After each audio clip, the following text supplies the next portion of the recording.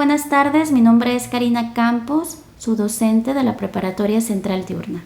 A continuación, seguimos con la explicación de la progresión 10, análisis de la información y organización de las ideas, de su asignatura de Lengua y Comunicación 3. Recuerden que estamos en el trayecto 2, la composición del ensayo. El objetivo de esta progresión es que el alumno analice la información y organice sus ideas de forma coherente para estructurar el cuerpo del ensayo. Las actividades que se solicitan en la progresión 10 son la actividad 2.11, postura a favor o en contra. La evidencia que se solicita es elaborar una tabla con postura, argumentos, tipos de argumento y evidencia.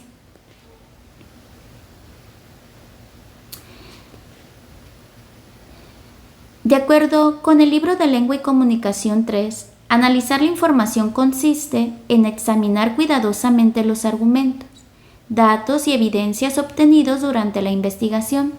Este análisis te permite identificar las ideas más relevantes, evaluar su confiabilidad y organizarlas de manera lógica, lo que fortalece la estructura y la fuerza argumentativa de su ensayo. Además, para fomentar tu postura, es necesario reconocer los distintos tipos de argumento que puedes emplear, como argumentos de autoridad, causa y consecuencia, argumentos empíricos, entre otros, y seleccionar aquellos que respaldan de forma clara y coherente la posición que asumirás en tu texto. Por ejemplo, en el tipo de argumento de autoridad, se utiliza para citar la opinión de un experto, institución o fuente reconocida, y el ejemplo que se ofrece es, según la OMS, el uso excesivo del celular puede afectar la calidad del sueño. En el argumento de causa y consecuencia, se utiliza para explicar un hecho como resultado de otro. Por ejemplo, el aumento del tiempo frente a pantallas ha provocado más casos de miopía. El argumento por ejemplificación.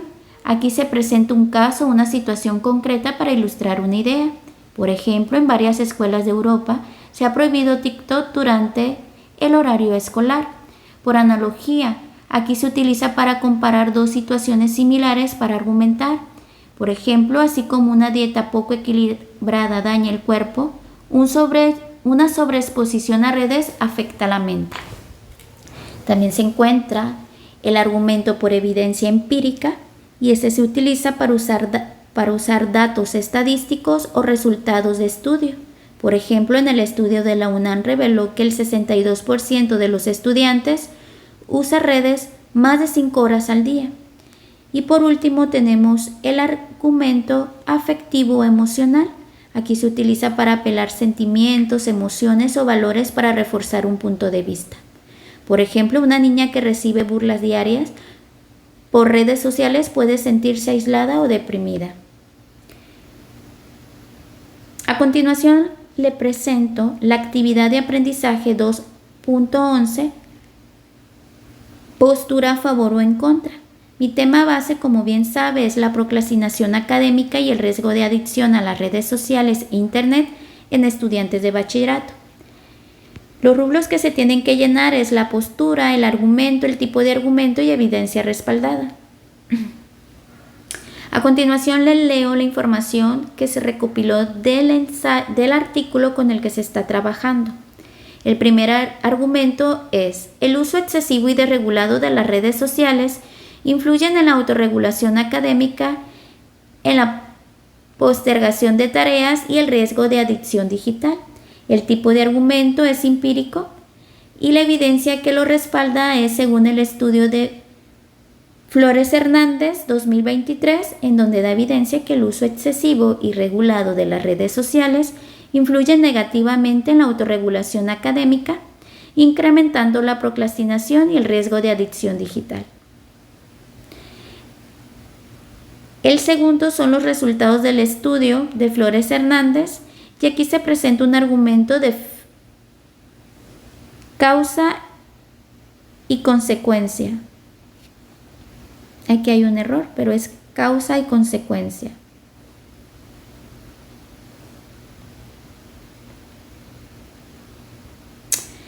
De acuerdo a los resultados del artículo, revela que la mayoría de los estudiantes presentan niveles medios de autorregulación, lo que sugiere que aunque poseen ciertas estrategias de aprendizaje, estas no son suficientes para contrarrestar la distracción que generan las redes.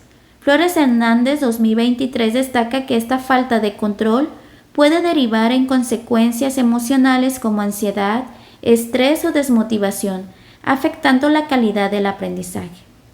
Por último, en el apartado a favor tenemos el tercer argumento. La postergación de tareas se relaciona con la adicción digital. El tipo de argumento que se utiliza es de autoridad. El estudio de Flores Hernández 2023 demuestra que aunque la autorregulación no se relaciona directamente con la adicción digital, la postergación de tareas sí incrementa el riesgo de dependencia tecnológica. Para finalizar con este apartado vamos a ver en contra. El argumento 1 es la mayoría de los estudiantes sí mantienen niveles adecuados de autorregulación, lo que indica que puede gestionar sus actividades escolares a pesar del uso de las redes sociales. Este tipo de argumento es empírico y la evidencia que la sostiene es: el estudio señala que el 53.7% presenta un nivel medio de autorregulación, lo que implica que cuenta con estrategias como planificación y autoeficacia.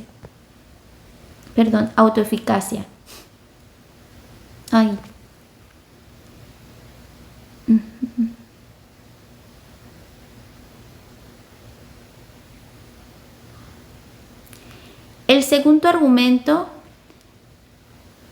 no existe relación directa entre la autorregulación académica y el riesgo de adicción a las redes sociales. El tipo de argumento que se utiliza es de autoridad. Los autores reportan que no existe correlación entre la autorregulación académica y el riesgo de adicción. El tercero es el riesgo de adicción no presenta diferencias significativas entre hombres y mujeres, lo cual sugiere que el uso de las redes sociales se mantiene estable sin vulnerabilidad particular. Aquí nuevamente tenemos un argumento empírico donde se indica que el estudio describe que no hay diferencias estadísticas significativas de riesgo de adicción entre hombres y mujeres.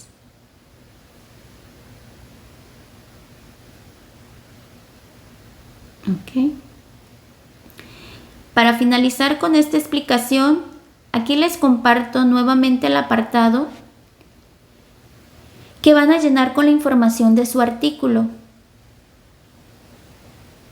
que es el tema base, el enfoque que le están otorgando,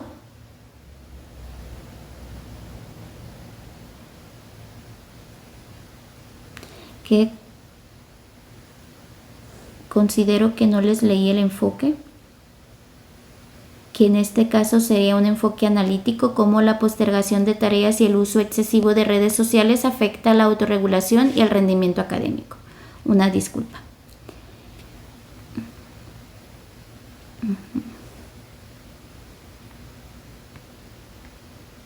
Como les comentaba, aquí está su apartado para llenarlo a mano, ya sea con lápiz o pluma, como ustedes se sientan más a gusto, pero que la letra sea muy legible. Aquí tenemos el tema, el enfoque, la postura tanto a favor y en contra, los argumentos, el tipo de argumento y la evidencia que respalda.